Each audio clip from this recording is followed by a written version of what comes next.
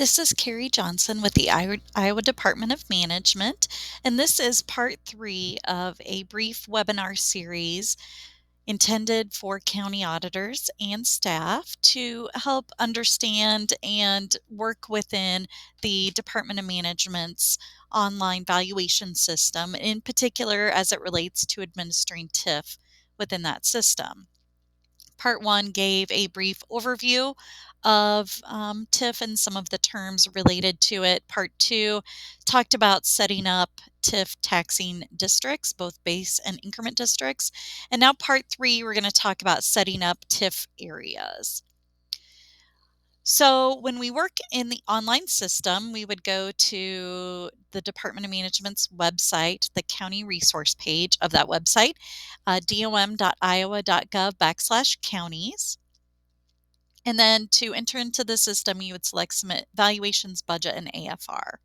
And that's on the main part of the county resource page down in the middle.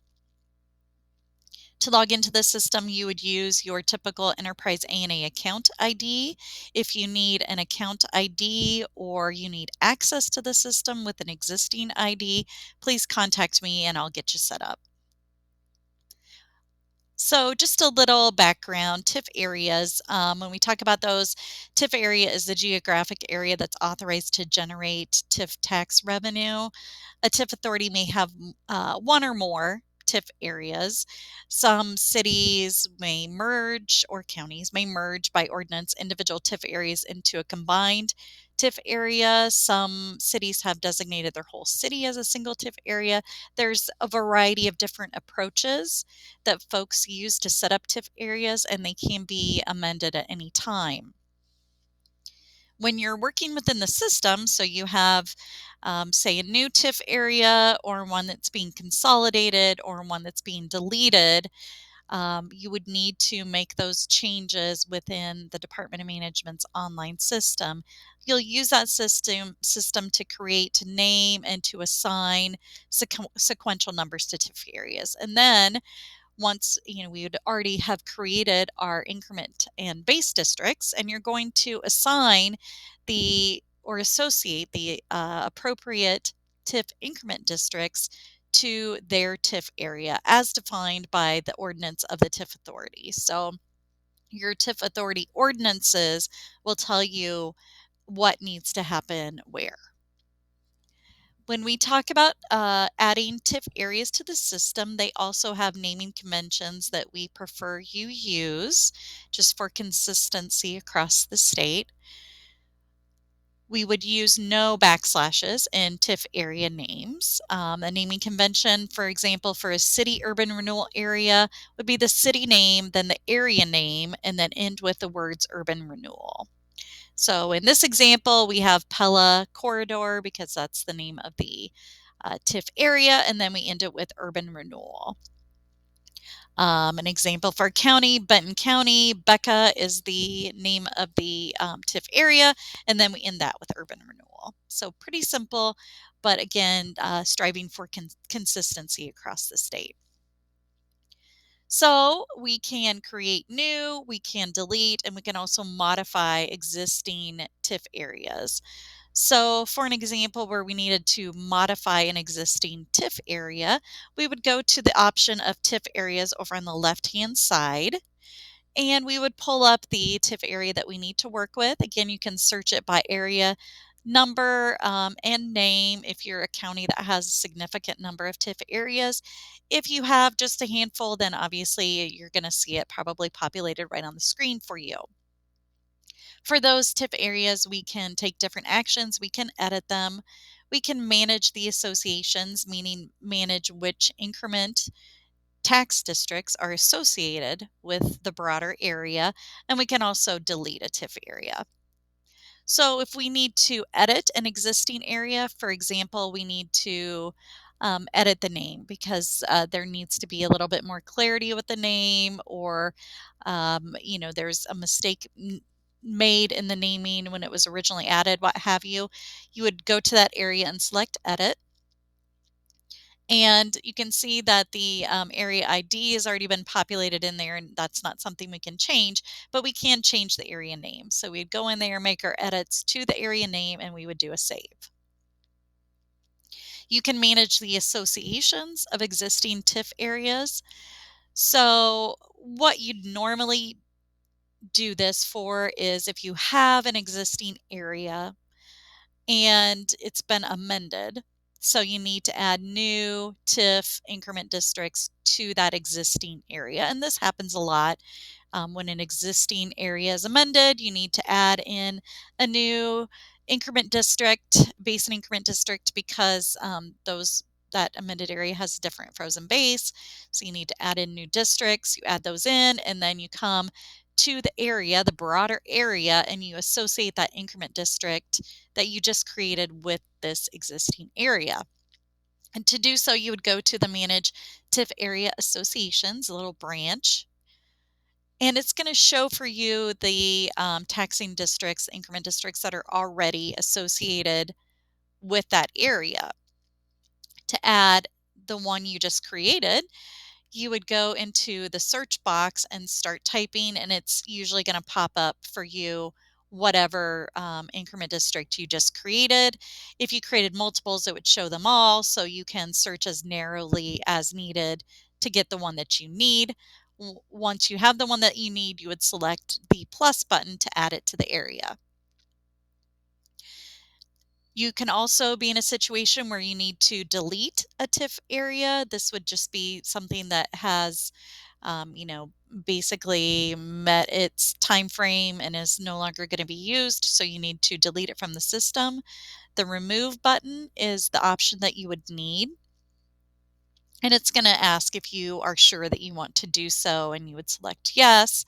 But keep in mind that you need to first unassign any TIF increment districts with a TIF area through the Manage Associations process before you try to remove it. Otherwise, you're going to get this error that it's going to say, okay, well, you can't delete a TIF area because it has increment districts associated to it.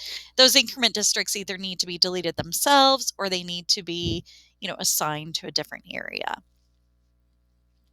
So once you have those unassigned, you can go delete that TIF area and it's going to tell you it's been successfully deleted.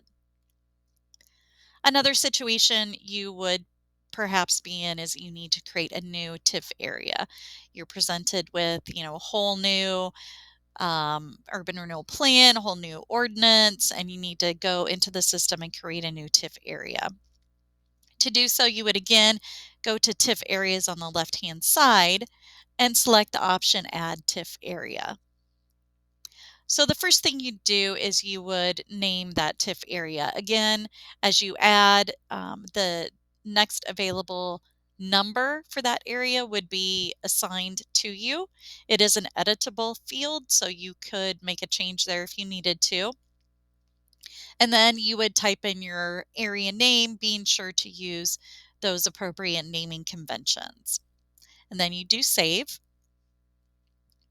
So after creating a new TIF area, you'd need to select it and manage associations to associate the TIF increment districts you created for the new TIF area. So if you're adding a new TIF area, the first thing you do is add the increment and base districts that are going to be needed for that area. And then you create sort of the overarching TIF area itself and associate those increment districts with it. So we see that we created this new TIF area, right? So in order to associate the TIF increment districts we had previously created with this broader area, we need to go over to Manage Associations, that green branch. And again, it's going to show at this point, because it's a brand new area, no associated increment districts. But if you start typing into the search box, it's going to pull up any increment districts that you had created that don't have a home, essentially. So when you get the increment districts that you needed, type in as much information in the search box that you need to pull up the correct increment district. Once you do that, and it pulls up for you, you do the plus to add it. And so it's going to say that it has assigned that increment district to your new TIF area. And then you can close out. Another situation you might find yourself in is the need to consolidate existing TIF areas. So for instance, a city had two different TIF areas and they went in and combined those areas into one so they can overlap projects and revenue in that broader area. So there is an option to consolidate TIF areas. And if you select that button, it's going to show for you your existing TIF areas in the system, and you would select those that you're going to need to consolidate.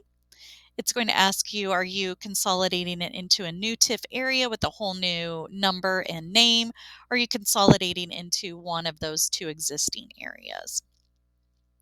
And so down here, you would see, if you selected new TIF area, which is what I would recommend, you would create the number, which is going to populate for you, but it is an editable field again, and you'd add the name. And oftentimes with consolidated areas, we build that into the name as well. So again, in this situation, we selected, okay, we're saying, okay, these two areas are going to be created into one new TIF area with a new number and this name that's new Consolidated TIF Urban Renewal. So you can select TIF increments for this new consolidated. Again, it's going to be the new area that new increment that was just created and selected and assigned. But you can, if needed, if you're consolidating several multiples and plus adding an amendment, for instance, you can add those in at this point. And then you do next. And then it's saying, do you want to delete the existing TIF? So these two were combined into our one new one. So do we want to delete these TIF areas out? And yes, they're no longer of use. The tax districts, those increment districts, have been moved into this new consolidated district. So we no longer need these old districts. And we do finish. And you can see then on our list of existing TIF areas, you would see we have this new consolidated area added. If you have any questions regarding the process to set up TIF areas, please contact me and you can reach me by phone or by email. Thank you.